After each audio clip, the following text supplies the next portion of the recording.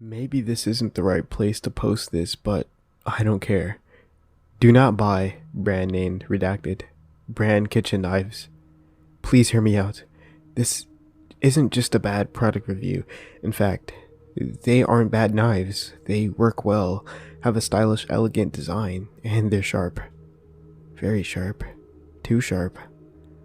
That's why I'm here, to warn you about them. They're just too sharp. I don't actually know where you'd even buy them.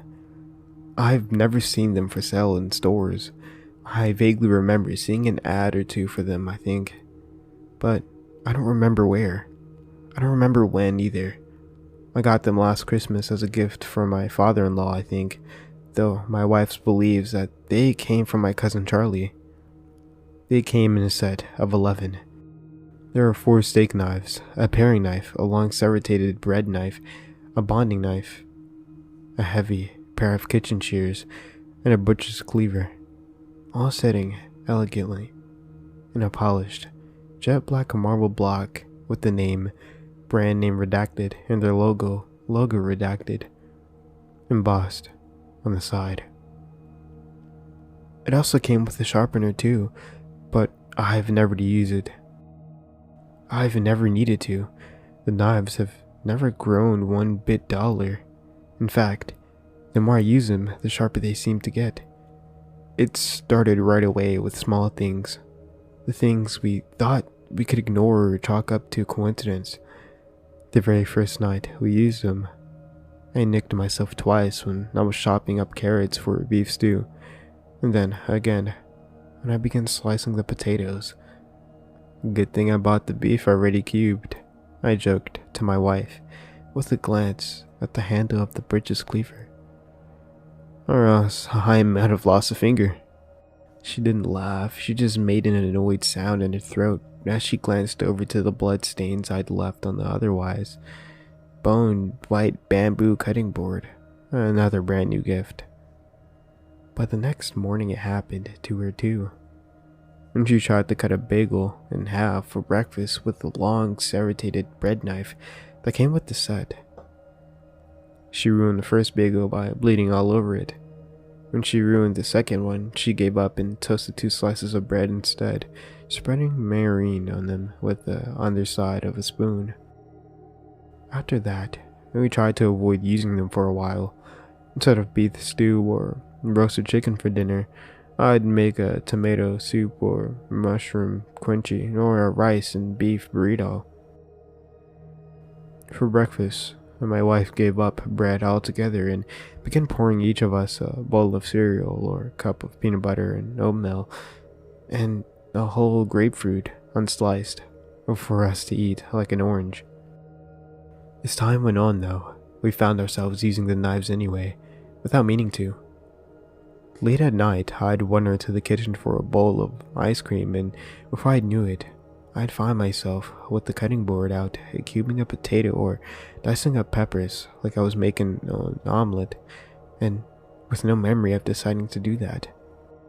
My wife refused to admit it, but I knew the same thing was happening to her. She'd get up from the couch on movie night to go make some popcorn, and I'd find her carving cucumbers into tiny shapes on the bone-white bamboo cutting board, wincing and grunting as little tiny scratches appeared here and there on her fingers, crimson droplets scattered on the counter around her which she ignored, focused on her task. When I broke her from her reverie, she couldn't explain it any more than I could. Not that she wanted to try. She was better at nationalizing it than I was.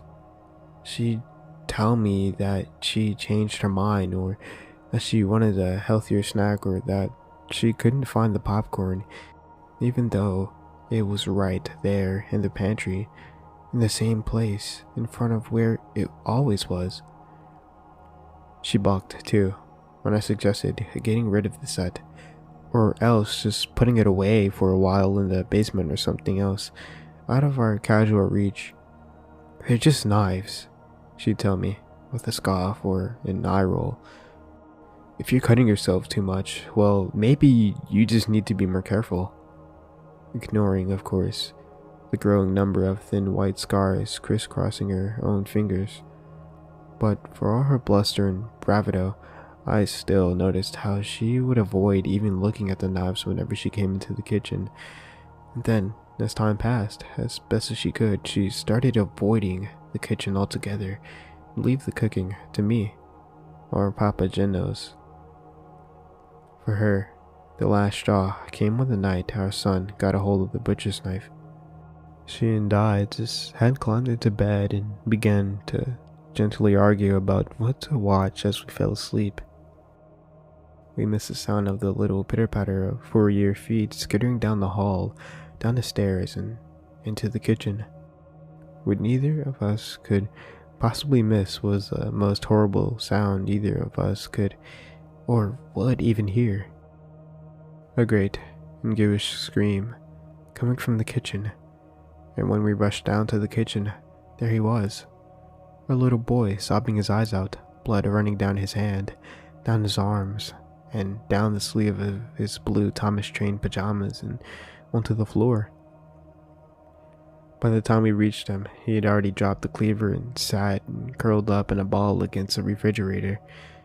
He still held something though, something small in the palm of his left hand, something so small that I couldn't see it until I drew close enough to realize that my son had cut off his own pinky finger. My wife wouldn't look at me the whole way to the hospital as I held the bag of ice that contained the misplaced digit, and she held her son, Browling's son. "How could you?" she screamed at me between her own sobs. "How could he leave that big knife right out on the counter where he could grab it? How freaking could you?" I tried to explain to her that I hadn't touched the cleaver.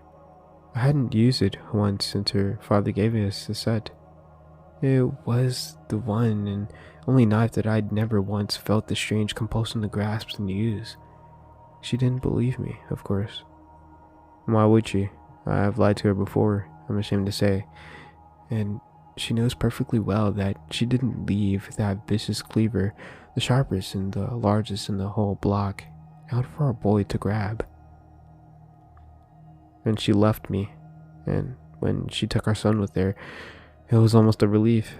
I knew that no matter what I did, as long as he lives under the name, I knew that no matter what I did, as long as he lives under the same roof as those brand name redacted blades, he would never be safe. With my wife gone, I've tried to get rid of them. I've tried carrying them down into the basement and tucking them away amongst the boxes of Christmas ornaments. I've tried bringing them out to the curb on trash day.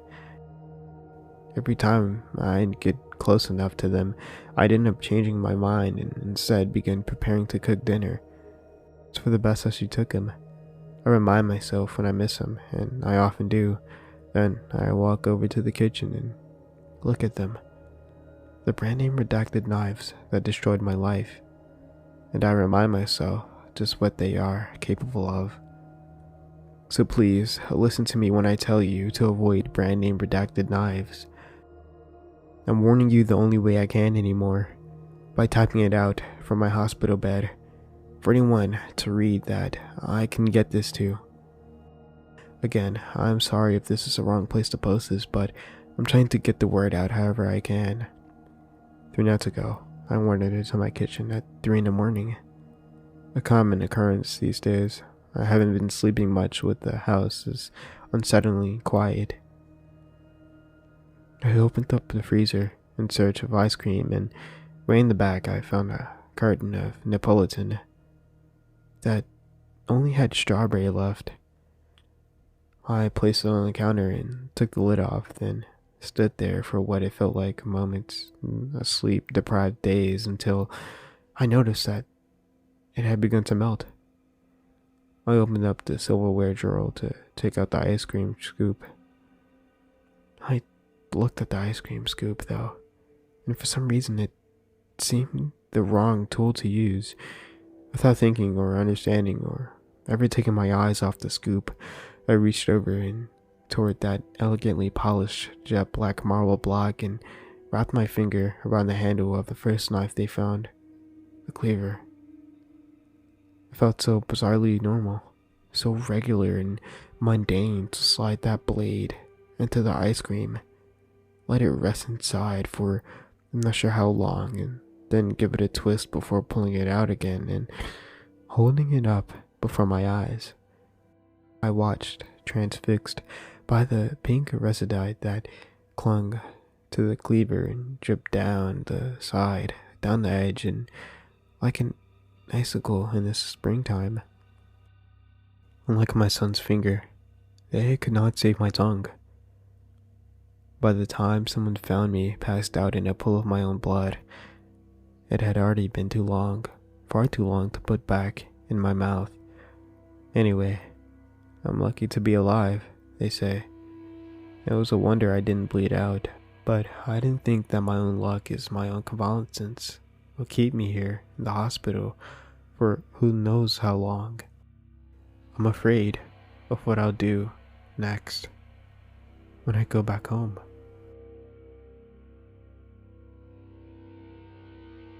Okay, thank you guys for listening to this story for today. I hope you guys enjoyed this story. Now, thank you to the Redditor u/FoundWords for this amazingly well-written story. Now, keep making more. Anyways, I'll see you guys in the next story. So, don't forget to sit back, relax, and indulge in fear.